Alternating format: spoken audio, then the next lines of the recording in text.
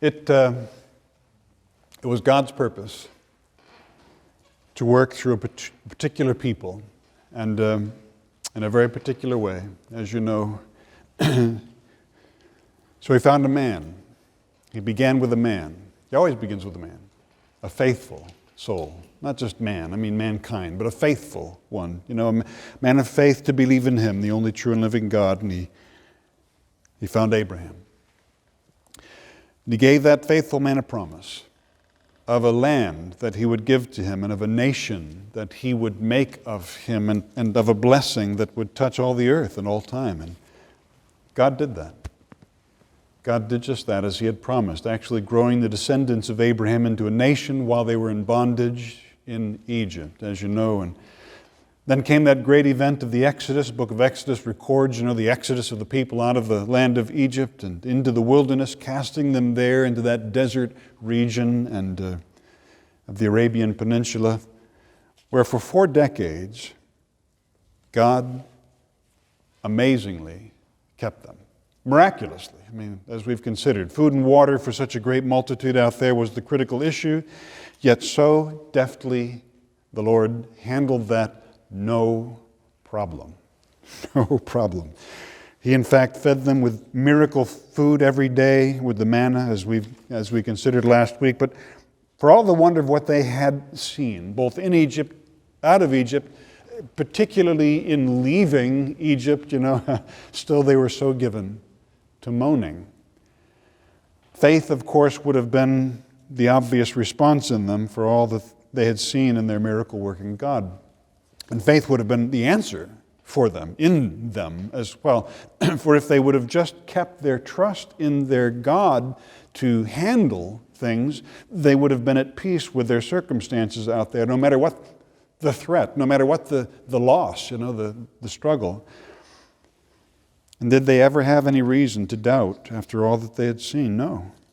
No people on earth had more than they had in stunning evidence of God, the Creator, of His reality and power and care for them, confirming that faith in God is a choice that we make. A humility thing more than a circumstances thing, more than a miracles thing. It's a choice that a heart makes in humility. And so they're whinging about the way and the water and the rations God gave to them. The Lord began to deal with. The Lord got angry and began to deal with that. And it was the reason why He sent that judgment to the fiery serpents, the poisonous snakes in Numbers chapter 21. Many were bitten, many died, because we read there in Numbers 21, as we saw last week, verse 5, and the people spake against God and against Moses. Wherefore have ye brought us up out of Egypt to die in the wilderness, for there is no bread, neither is there any water, and our soul loathes this light bread. No bread. Very same type of complaint resulted in the graves of greed here in Numbers chapter 11.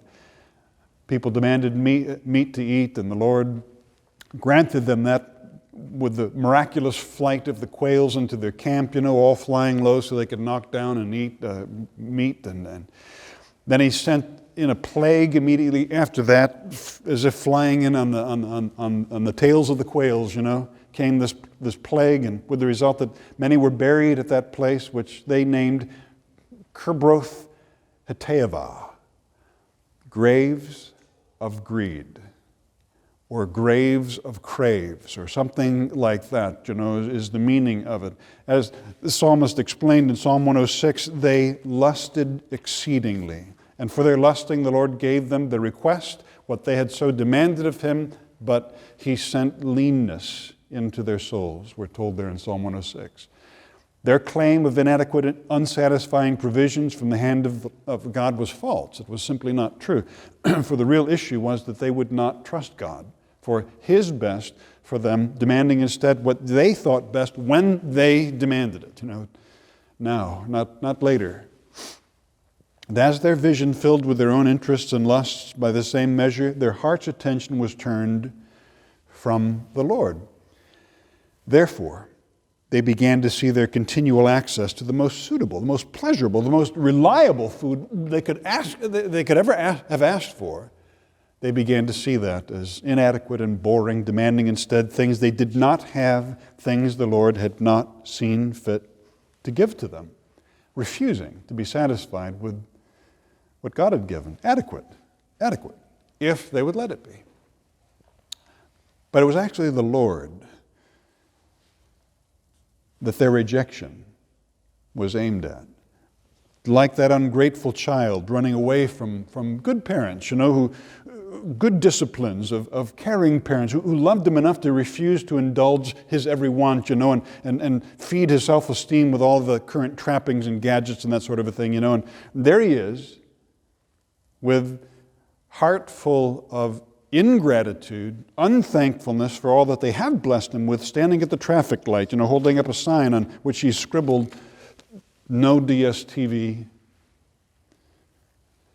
no Wi-Fi, no skateboard, no cell phone, no swimming pool, looking for a caring home." That can so easily be us. Numbers chapter 11 and verse 6, "But now our soul is dried away," they said. "There is nothing at all besides this manna before our eyes." Numbers 21:5, "For there is no bread, there's no food, and our soul loathes this light bread." God's direct, miraculous supply of sweet angels' food, and their souls were filled only with disgust. They had a nerve. But it is so easily us, that same spirit of ingratitude. And again, the Lord was angered with them there, resulting in his terrifying judgment falling upon them. Poisonous snakes in chapter 21, killing many, of the very great plague here in Numbers chapter 11, filling those graves of greed. He called displeasure with his provision rebellion, and dealt with them accordingly, as if rebellion. For it was the hand, not just what was in it, that they were slapping away. When our viewfinder is filled with horizontal things, it's because the vertical relationship is faulty. It isn't our interest anymore. So what is our way before the Lord, as we considered last week? Bow before him and choose to be happy with what he has given. Choose to be happy. Avoid exposure to all that he has forbidden. Refuse to let yourself develop a taste for all that is wrong. Choose the light. Choose to hate the darkness. You see? Refuse to feed that carnal taste. Fully explore all that's in the garden, that you can freely eat. The bountiful provisions of all that God has given to us to enjoy under the sun. So that, by way of review, a bit of review of what we considered last week, but now there's another very important and interesting twist in that wilderness story. And it comes here in Numbers chapter 11, verses 4 to 6.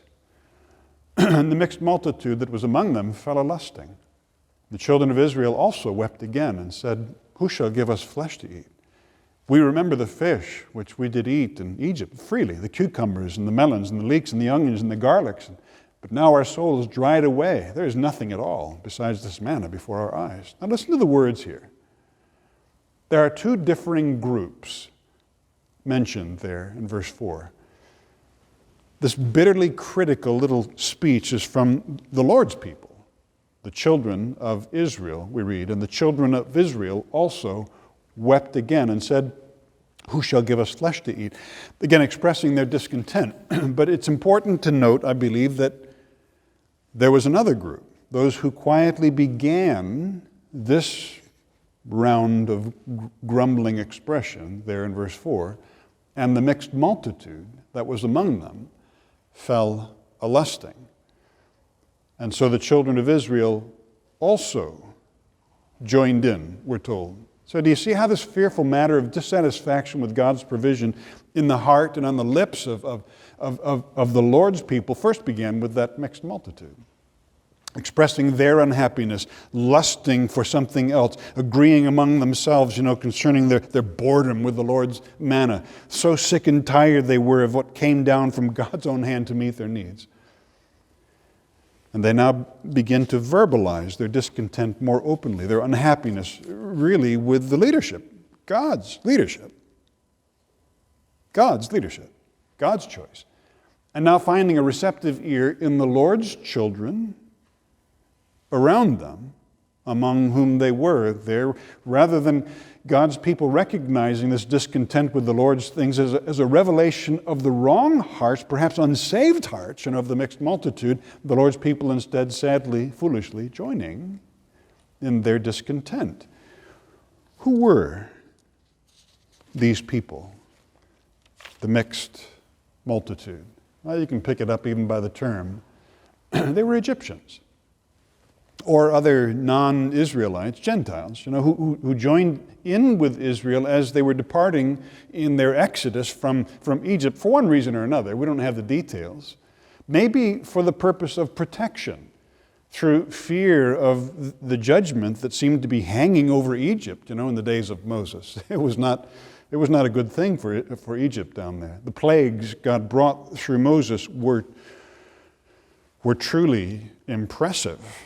They were amazing, and nobody could help but to pay attention to, as all were touched by it. The flies and the water turned to blood, and the frogs and the hail and the lightning that destroyed the crops and the herds as well. By that means, the land of Egypt had been totally devastated. Their economy surely crushed. Could it be that they thought it appeared a safer bet to stick with Israel?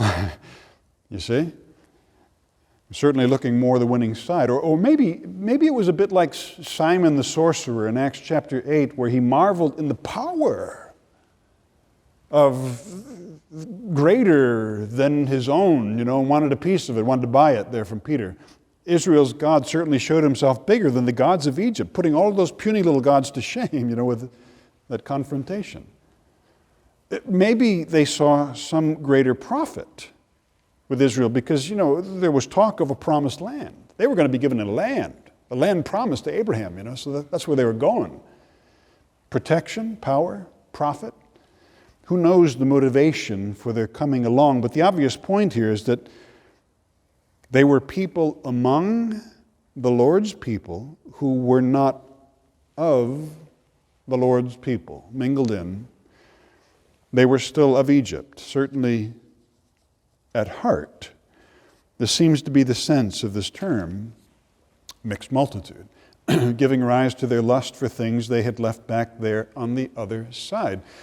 And surely they represent or suggest to us people among the Lord's people, among the Lord's congregation, people who are connected in name only with true saints of God, but not actually with us in heart. Like it would be further in the promised land when they conquered, yet they didn't totally conquer like they were told to do and left pockets of Canaanites, around the land of Israel. Same. People with motives for being there, very different from a true child of God. Who knows what moves such unbelievers to join themselves with believers in Jesus, with a Bible-believing church? This happens everywhere. But I think we do well to recognize the damaging influence of such folks as we see in this account. I believe it's something our God would have us to see here. The tares among the wheat, the Lord's wheat field, as we see in Christ's parables of the sower and the soils, the bad fish drawn in together with the good in God's gospel net drawn through the age. Again, Matthew 13 description there. Like the proverbial fifth column, within the city whose presence only served to weaken the city, weaken the congregation of the Lord, and only served here to move a leaning toward Egypt, back to the old life of bondage.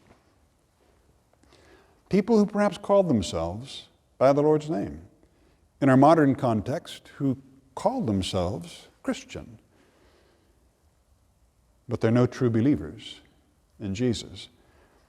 You marry one of these, one from among the unsaved mixed multitude, and I can pretty well assure you that she is going to exercise the same influence on you as we see here in this Numbers account. Like a ball and chain, like a wet blanket thrown on any true spiritual fervor, tending always to encourage you back to that old way of life you left when you were saved, before you found your exodus out of your sin.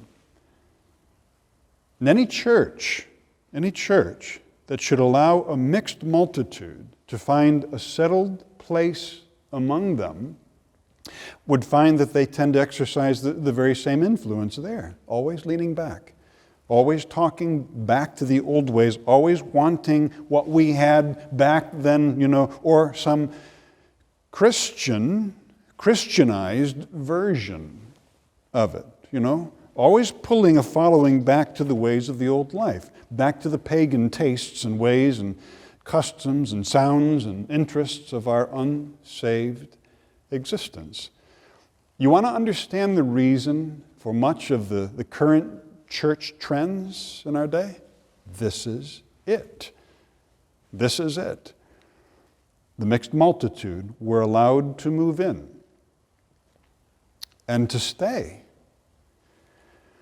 And with time finding their way into leadership, running the show. Satan's subtle plantings, they are. Again, his tares sown among the wheat, seeking always to corrupt the pure work, the pure witness of the Spirit through his people. The command of our God to us is to come out from among them. Be ye separate, saith the Lord. Touch not the unclean thing, and I will receive you, and will be a father unto you, and ye shall be my sons and daughters, saith the Lord Almighty. In the Exodus, the Lord required a complete break from the land of Egypt. His people were to walk right out and never go back. You see, never to become entangled again with the yoke of bondage. God's people burned every bridge when they fled across the Red Sea in the Exodus. Every connection left behind except one, this one. The mixed multitude that was among them, having come out with them. Again, the principle holds. It holds today. Obviously, it's an Old Testament historical account, but the principle is there for us today. The very same danger exists for the church of our own day. Woe to the church that allows the mixed multitude of the unsaved false Christians a comfortable place in its pews, that does not discomfort them through the faithful preaching of God's Word, that seeks instead to keep them, even to increase their numbers, through entertainments, seeking to entertain and wow the goats, among them. That's what churches do. That's what's happening out there, you see. Woe to the church that is not forever watchful for the mixed multitude revealing themselves in the church, for the first indications of their troubling influence rising up, that does not expose them for what they are through faithful confrontation. Part of what we're about, part of the faithful pastor's work and duty is to displease, even harass, and if necessary, ultimately drive out the mixed multitude through his preaching. At least to drive them to a decision, one way or the other. You see, that's what godly churches are actually busy with. You see, understand and be aware.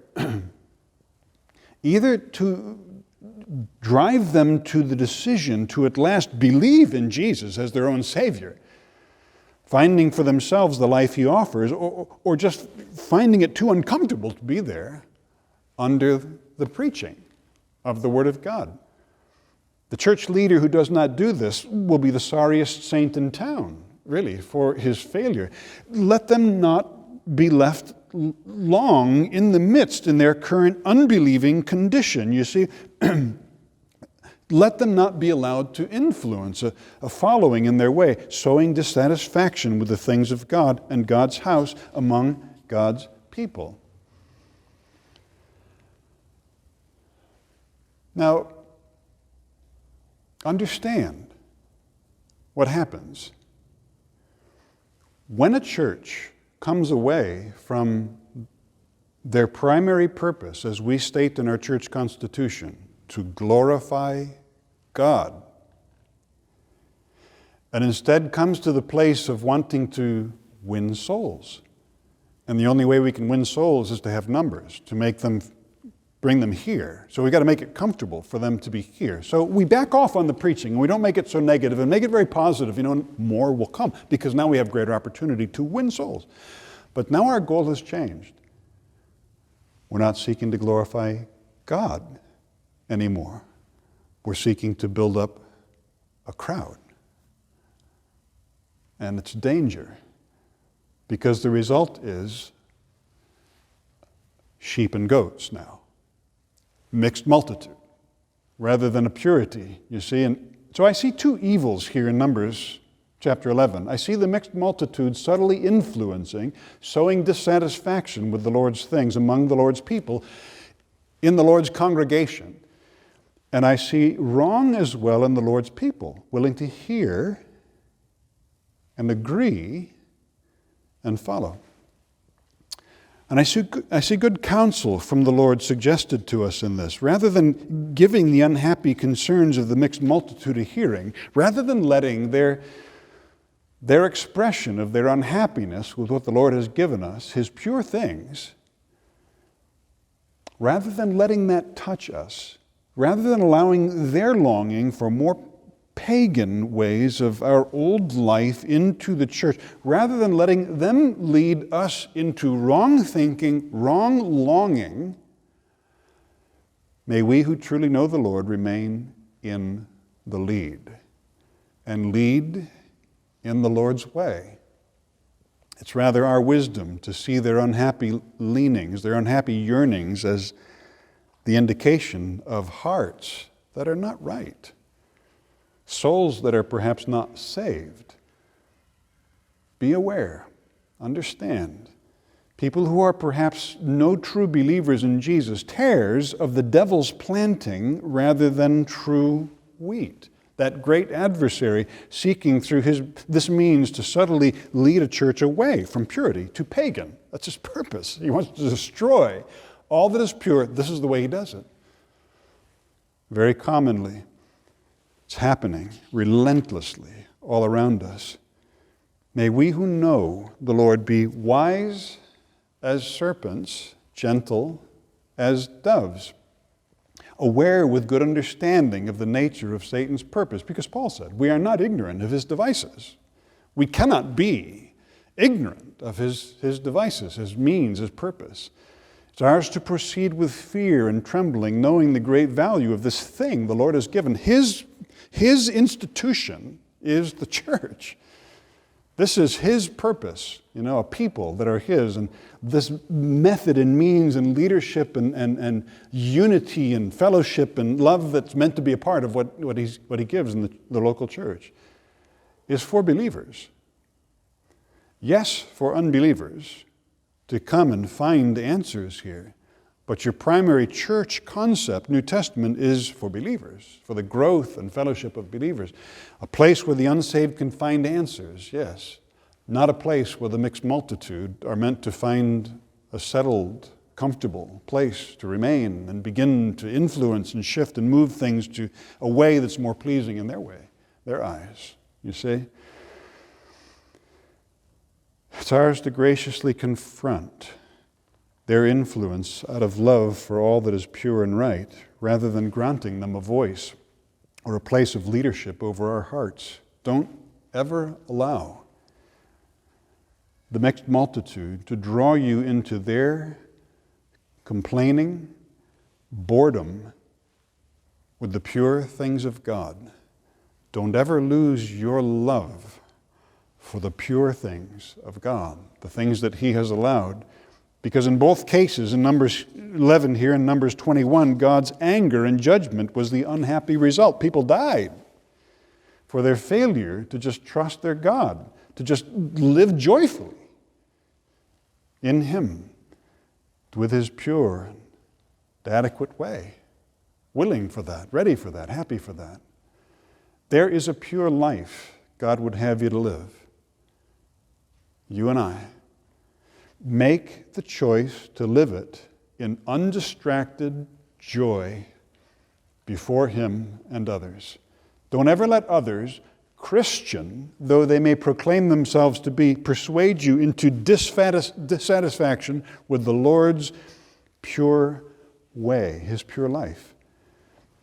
There is a pure way of business, conducting business, that God would have you to practice. Practice it with confidence and joy before Him, knowing that He is perfectly able to take care of you in your business, though everybody else may tell you, you can't make business that way, you can't make money that way, you can't live that way. Don't ever let others, Christian, though they may claim to be, persuade you into questioning the Lord's pure business practices of honesty and integrity.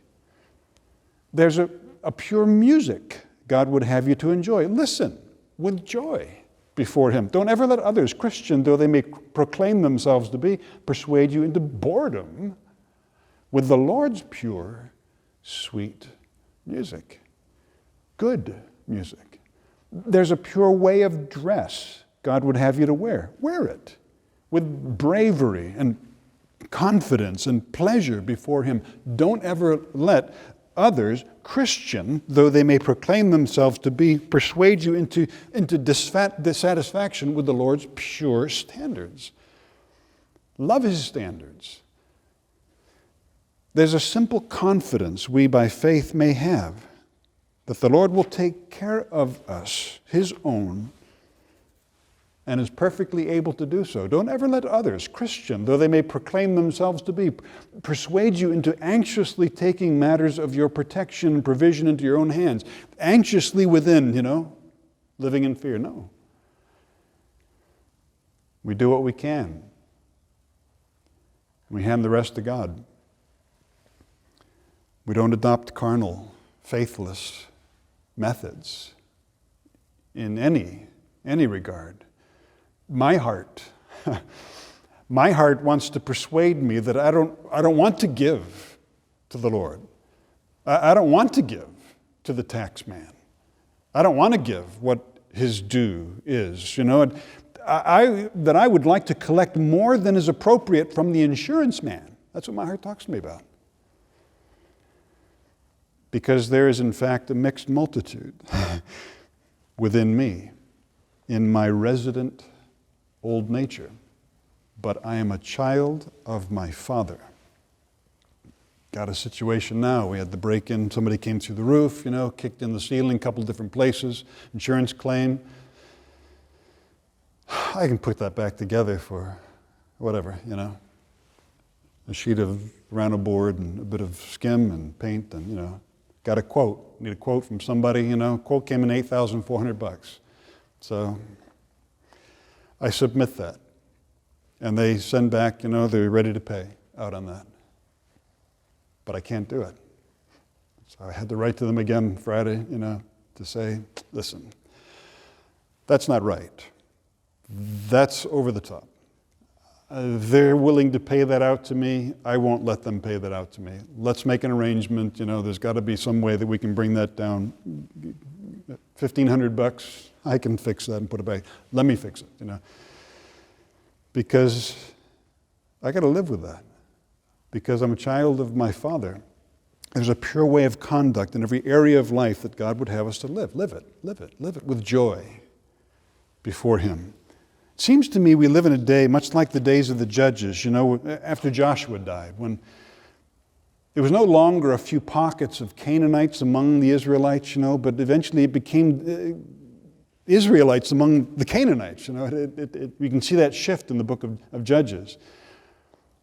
No longer a few Canaanites among Christians in the church, but now rather few pockets of Christians among the Canaanites. You know, when you think of church as a whole, the influence increases in strength in the church of our day, you know, to satisfy the pagan tastes of the mixed multitude among us, if we would keep them, you know, if we would grow in numbers. It's kind of the attitude. To adopt their evil dissatisfaction with God's purity and introduce other standards of righteousness. Stand confidently for what is right and pure and true before God till the stars fall. For the adequacy, for the purity of what He has allowed, that we might know His hand of blessing upon us. His hand, not our hand. Come out from among them and be ye separate, saith the Lord, and touch not the unclean thing, and I will receive you. You know, you've got a if then this, you know, sort of a thing. Come out, be separate, you'll have me. Keep them and you lose me, you know, is the implication. And I will receive you and will be a father unto you, and you shall be my sons and daughters, saith the Lord Almighty. Paul tells us in 1 Corinthians chapter 10 and verses 5 and 6 this: but with many of them God was not well pleased, for they were overthrown in the wilderness. Now these things were our examples, to the intent we should not lust after evil things, as they also lusted, that we would instead choose to love good things, His good things, and in so doing that we might create an environment of discomfort for those who will not be pleased with Him, with His ways, you see. May you decide, I am a child of my Father. I will be content with His purity, with His pure way in every aspect of life, because I will trust in Him like they didn't do back then. And so their discontent and their thinking back and their longing back and lusting for things that bring God's judgment upon. I will trust Him to take care of me, that I don't need to take care of myself through inappropriate means. May God lead our hearts, stir us to be all that we are meant to be for Him.